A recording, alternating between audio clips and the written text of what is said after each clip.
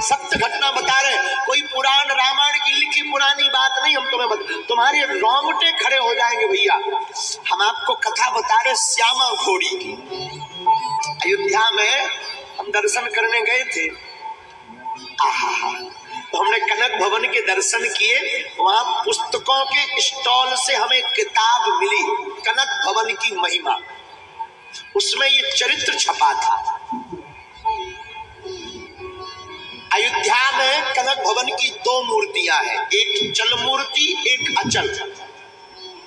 जो चल मूर्ति है ना, उसे रथ पर सवार कराकर अयोध्या का भ्रमण कराया जाता है। तो जो टीकमगढ़ के राजा है ना, अपने मध्य प्रदेश के टीकमगढ़ के राजा के द्वारा ही कनक भवन का निर्माण कराया गया है। और आज भी उनके ही वंश के लोग वहां की व्यवस्था देखते हैं। आज भी अयोध्या की कनक भवन की। तो टीकमगढ़ महाराज वहां की व्यवस्था करते थे। तो उन्होंने एक घोड़ी उस जमाने में भेज रखी थी भगवान के रथ पर निभाने के लिए, जिसमें रथ पर घोड़ी लगाई जाए, सरकार उस रथ पर बैठ करके अयोध्या में भ्रमण करे। उसका नाम था श्यामा घोड़ी। बड़ी अद्भुत थी, इतनी भावुक थी कि अयोध्या में रहते रहते उसके अंदर भक्ति आ गई। एकादशी को वो दाना पानी नहीं खाती, कभी नहीं। महात्माओं ने देखा है, आज भी कई महात्मा बताने लगते, एकादशी को वो भोजन नहीं करती थी, दाना पानी नहीं। एकादशी को रोज अयोध्या में एकादशी को और प्रतिदिन कनक भवन के सामने जाकर सिर झुका लेती। धीरे धीरे दिन बीता, बिचारी श्यामा का बुढ़ापा आ गया। बुढ़ापा आया तो जो मैनेजर थे, व्यवस्थापक, उन्होंने विचार किया कि अब जो है बूढ़ी हो गई है, कहीं ऐसा ना हो बीच में शरीर छूट जाए, राम जी का काम रुक जाए। एक काम करते हैं, उस जमाने में फोन तो होते नहीं थे, चिट्ठी पत्र चलते थे। चिट्ठी राजा को लिखी कि हुजूर, और ये घोड़ी बूढ़ी हो गई, आपका क्या आदेश है। तो राजा ने चिट्ठी में जवाब लिखवाया कि उस घोड़ी को वापस भेजो टीकमगढ़। कैसे? उस जमाने में रेलवे स्टेशन झांसी तक था, तो झांसी तक बोगी बुक करके भेज दो, हम यहां से दूसरा घोड़ा या घोड़ी बढ़िया वाली भेज देंगे। राजा का पत्र मैनेजर को मिला। वो घोड़ी श्यामा इतनी भावुक, इतनी भक्तन कि कोई महात्मा सामने से गुजरे ना तो सिर झुका ले। जब घोड़ी को पता लगा कि हम अयोध्या धाम छोड़कर वापस जाएंगे, तो उसने खाना पीना बंद कर दिया। आंखों से बहती थी केवल अविरल आंसू धारा। 3 दिन पहले से त्यागा दाना पानी चारा।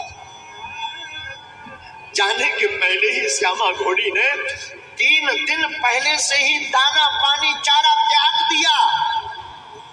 हमें नहीं जाना है।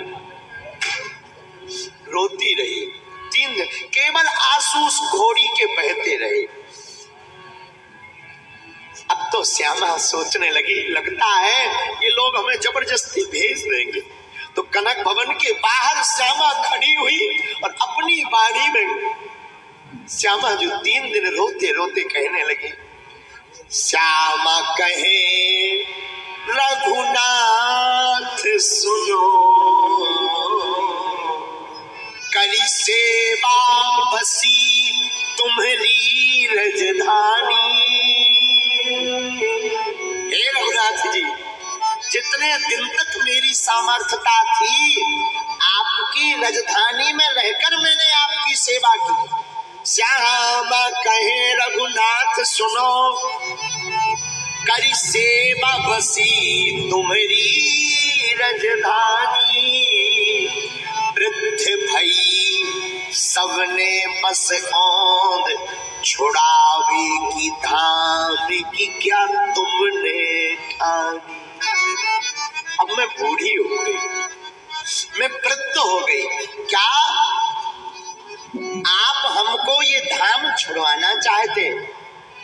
सरकार बात सुनी जब ते तब ते, हे रघुनाथ जी बात सुनी जब ते तब ते, सूखत ना अखियन को मारी, और धाम में दी है। हे रघुनाथ जी हमारी आंखों के आंसू नहीं रुक रहे, हम तो एक ही प्रार्थना अंत में करते। रघुनाथ जी श्यामा कहती धाम में दी है राजी से छूटे, करुणा करियो मत सारंग पार। सरकार हमारे प्राण जावे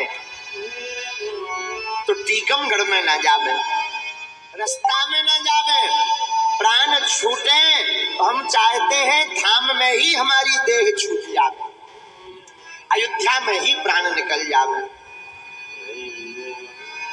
और रोने लगी। पर क्या करें, कोई महात्माओं ने तो खूब कहा मैनेजर से, पर मैनेजर बोले महाराज राज व्यवस्था है, राज व्यवस्था में घोड़ी को अगर लौटाएंगे नहीं तो कोई आरोप लगा देगा कि इन्होंने बेच दी, तो वापस तो पहुंचाना पड़ेगा, और जब तक ये वापस नहीं जाएगी कोई दूसरी व्यवस्था आएगी भी नहीं राजा के यहाँ से। अब पत्र दोबारा लिखे भी तो क्या, जवाब आ चुका है। महात्माओं ने समझाया पर नहीं समझे। नाथ धाम से जुड़ा जो नाता वह न कभी वो टूटे, एक लाल सा यही दया में देह अवध में छूटे। हमारे मन में एक ही लालसा है, हमारी देह अवध में छूटे। रोने लगी। 3 दिन बीत गए,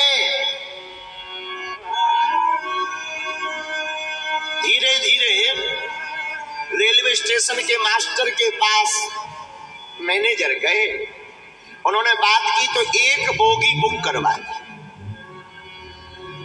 कि इस बोगी को अमुक तारीख को इस तिथि को आप ले आइएगा, ये बोगी यहाँ से जो है झांसी जाकर के छोड़ देगी।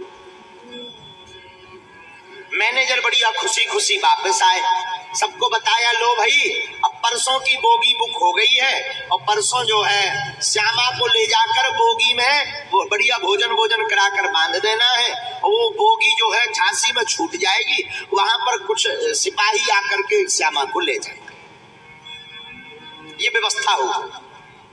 मन से भई उदास तन से भई कमजोर, असुमा भर भर देखती कनक भवन की ओर। उदास हो गई। जब परसों का दिन आया तो प्रातः काल ही वहां के सैनिक मंदिर के गले में रस्सा डालकर उस घोड़ी को ले जाने लगे। इतनी कमजोर हो गई कि उठी ही नहीं, जबरदस्ती मारने लगे, खचोड़ने लगे। अब वो खिचुड़ती जावे, तन में लगता जावे, लेकिन मुड़ मुड़ करके वो अयोध्या कनक भवन की तरफ देखवे और बार बार आंखों से आंसू भर भर के कहे सरकार हमारी अयोध्या धाम मत छुड़वा।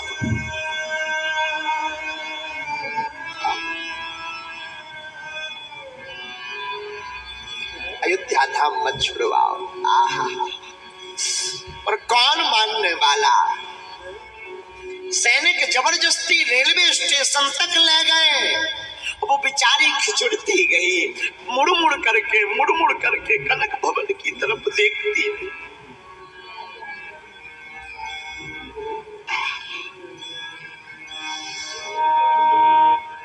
रेलवे स्टेशन पर जाकर